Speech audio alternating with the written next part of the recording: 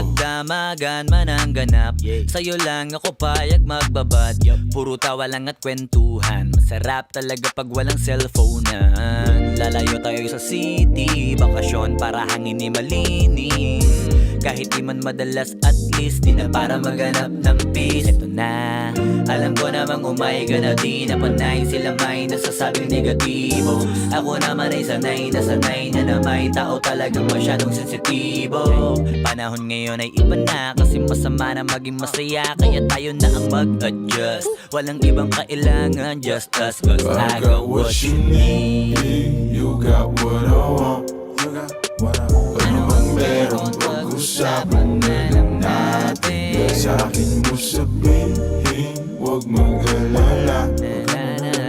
Atin lang, di nila malalaman ang sa'kin at sa'yo.